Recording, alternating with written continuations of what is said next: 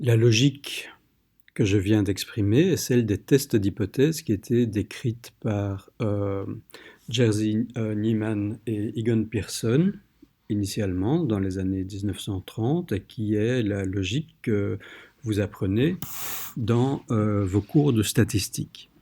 En fait, cette manière de faire de l'inférence statistique est basée sur une notion particulière de la probabilité qui est la notion fréquentiste de la probabilité, qui est donc à la base des tests d'hypothèse en inférence statistique, qui est en psychologie et dans d'autres sciences connue sous le terme d'approche orthodoxe, ou en tout cas d'approche la plus utilisée. Il y a en réalité deux notions différentes de la probabilité qu'on peut invoquer.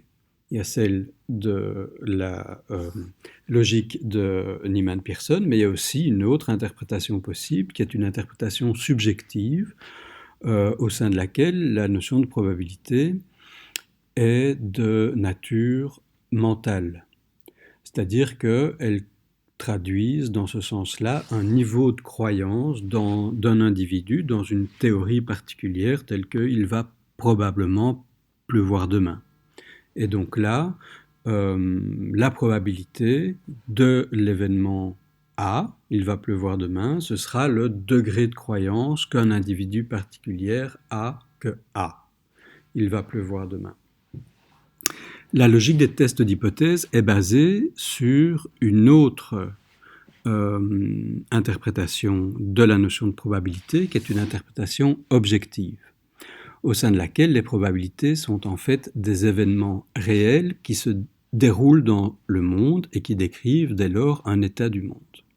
Et elles peuvent être découvertes en observant les phénomènes réels plutôt que les états mentaux. Dans cette idée-là, la probabilité, c'est un événement extérieur à l'observateur qui va survenir un certain nombre de fois dans le cadre d'une classe d'événements particulière. Donc c'est la fréquence à long terme d'un événement. Si on prend l'exemple des dés, si on tire des dés, eh bien le nombre de fois qu'on va tirer un 6 au dé dans une série potentiellement infinie, ça va être la probabilité de survenue de l'événement 6 dans une série potentiellement ininterrompue, infinie de lancers de dés. Dans ce cas-là, la probabilité, c'est une fréquence relative, c'est-à-dire le nombre de fois que le 6 survient dans une classe d'événements particulière, c'est-à-dire le nombre de fois qu'on va tirer le dé. Donc ce sont deux notions qui sont très différentes de la notion de probabilité, soit une vision personnelle, subjective, épistémique, soit une interprétation objective qui se traduit par une fréquence à long terme par rapport à une classe d'événements particulière. Donc, dans le cadre de l'approche fréquentiste de la probabilité, ce n'est pas un événement en tant que tel qui a une probabilité, cet événement a lieu ou n'a pas lieu, mais la probabilité de cet événement ne peut être calculée qu'en faisant référence à une classe particulière d'événements. Donc, une manière de comprendre cela, c'est de comprendre qu'un événement donné peut appartenir à des classes différentes et donc dans chacune de ces classes être associé à une probabilité différente. Un bon exemple, c'est la probabilité pour un homme d'avoir un cancer. Cette probabilité n'est pas la même que celle d'un homme qui ne fume pas d'avoir un cancer. Une personne peut appartenir aux deux classes d'événements, à la classe des hommes et à la classe des hommes qui ne fument pas. Cet homme peut ou ne peut pas avoir de cancer, mais la probabilité associée à ces deux classes n'est pas la même. Donc, une hypothèse comme tout événement individuel qui appartient à une classe particulière, n'a pas une certaine probabilité d'être vrai, elle est soit vraie, soit fausse, mais la probabilité que cet événement survient, que l'on puisse observer l'événement associé à une hypothèse particulière, a une certaine valeur en fonction de la classe d'événements à laquelle on fait référence. Alors, comment est-ce que ces notions se traduisent dans le cadre d'une expérience de psychologie? Prenons l'exemple d'une expérience où on va mesurer le nombre de mots que des sujets mémorisent dans deux conditions différentes. Une condition bruit, donc lorsqu'ils mémorisent les mots, eh bien, les mots sont présentés dans du bruit, ou alors la condition calme où ils peuvent entendre parfaitement les mots, il n'y a pas de bruit. Donc là, ce que vous voyez, c'est le tableau qui correspond à la performance de 12 sujets qu'on va tester successivement dans ces deux conditions, condition bruit et condition calme. On mesure la performance dans ces deux groupes. On va calculer les moyennes et on va calculer une mesure de l'écart de performance entre ces deux groupes qu'on appelle en fait la statistique T. Et donc on va faire un test T, c'est quelque chose que vous avez vu dans vos cours de statistique pour les étudiants de psychologie. Et donc vous allez voir, cette statistique T, ce n'est pas quelque chose de bien compliqué, c'est simplement le rapport entre la différence de moyenne dans ces deux groupes et la variabilité qui existe au sein de chacun de ces deux groupes en moyenne. Et donc, vous avez les moyennes qui sont indiquées dans ce tableau et également les écarts types. L'écart type, c'est simplement l'écart moyen entre chacune des observations individuelles et la moyenne du groupe.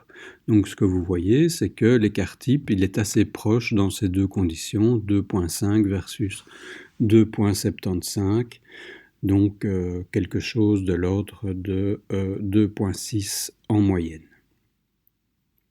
Et donc on va poser la question suivante, on va se demander quelle est la probabilité de trouver cette différence entre mes deux groupes, telle valeur de t, si la différence réelle dans la population est en fait égale à 0. Donc l'idée selon laquelle il n'y a pas de différence, en fait, c'est l'hypothèse nulle, H0. Il n'y a pas d'effet du bruit sur la mémorisation des mots. L'hypothèse alternative, celle qui nous intéresse, c'est H1, c'est que, par exemple, le bruit altère la mémorisation. Ça, c'est l'hypothèse alternative, ça pourrait être l'hypothèse d'un chercheur qui s'intéresse au mécanisme de la mémoire. On pourrait aussi imaginer l'hypothèse inverse. On pourrait imaginer un chercheur qui pense que si on présente les mots dans du bruit, eh bien les capacités attentionnelles pour entendre ces mots doivent être plus importantes et donc peut-être qu'on observerait une meilleure mémorisation dans le bruit que dans le calme. D'accord ? Mais donc ici, partons du principe qu'on va plutôt émettre l'hypothèse que le bruit va altérer la mémorisation. Donc on va calculer ce fameux T, qui va être la différence de moyenne entre les deux conditions, divisée par une mesure de la variabilité interne à chacun des deux groupes, et on observe une mesure calculée, un T calculé, qui est de 2,5. Alors, le chercheur, ce qu'il veut, c'est essayer d'obtenir un T qui va être le plus grand possible. Pourquoi ? Parce que si le T est grand, ça veut dire que le numérateur est grand par rapport au dénominateur. Si le numérateur est grand, ça veut dire qu'il y a une grande différence entre mes deux groupes. Donc la manipulation que j'ai opérée en tant que chercheur, la manipulation de la variable indépendante, c'est-à-dire la présence ou l'absence de bruit, eh bien, il y a eu un effet très important sur ce que je mesure, c'est-à-dire les moyennes de ma variable dépendante, la variable dépendante étant la performance, le nombre de mots retenu par chacun des sujets. Et donc si le T est grand, ça veut dire qu'il y a une grande variabilité entre mes moyennes de mes deux groupes et une petite variabilité au sein de chacun des groupes. Donc j'ai eu un échantillonnage où je n'ai pas eu trop de variabilité. Alors je reviens maintenant à ma notion de classe de référence. La classe de référence, en fait, c'est toutes les valeurs de t possibles que j'aurais pu observer dans mon expérience si mon hypothèse nulle est vraie. D'accord? Je vous ai dit, on part du principe que l'hypothèse nulle est vraie. Si mon hypothèse nulle est vraie, je vais tracer une classe de référence qui correspond à toutes les valeurs possibles de t sous cette hypothèse nulle. Cette classe de référence, elle est dessinée sur cette slide à gauche. En fait, c'est une gaussienne. Donc cette gaussienne, cette courbe en cloche, elle est centrée, comme vous le voyez, sur la valeur 0, c'est-à-dire la valeur qui correspond à l'hypothèse nulle, selon laquelle la différence entre mes deux moyennes est égale à 0. Okay? Donc on part du principe, en fait, que le bruit n'a pas d'effet sur les capacités en mémoire. Et donc si le bruit n'a pas d'effet sur la capacité de mémorisation, eh bien 0 est la vraie valeur de la différence de moyenne dans la population, mais comme il y a du bruit dans l'échantillonnage que je vais réaliser, toutes les valeurs de t que je vais observer dans toutes les expériences que je vais pouvoir réaliser ne seront pas égales à 0. Elles vont plus ou moins s'écarter de cette valeur 0.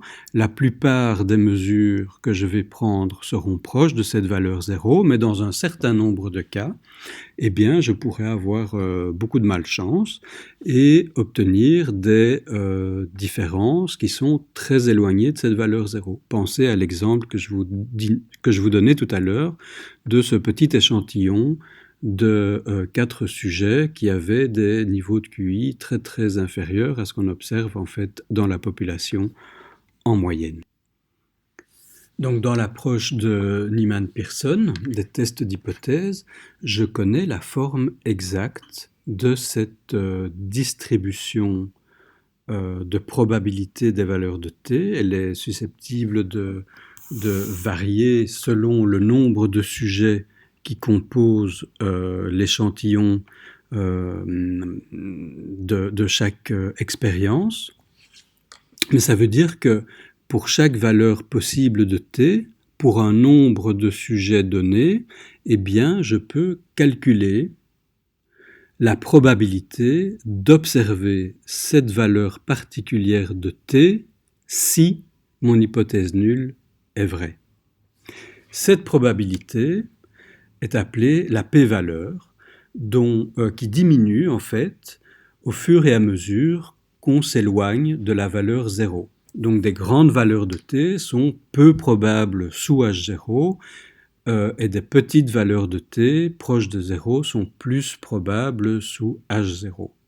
Dans le cadre de l'approche orthodoxe de l'inférence statistique, eh bien on va fixer une règle de décision qui dit que si pour une expérience donnée avec un certain nombre de sujets, la valeur de t est tellement élevée que la probabilité de l'observer sous l'hypothèse nulle était égale ou inférieure à une valeur prédéterminée qu'on appelle alpha, qui est un seuil qu'on va fixer de manière arbitraire.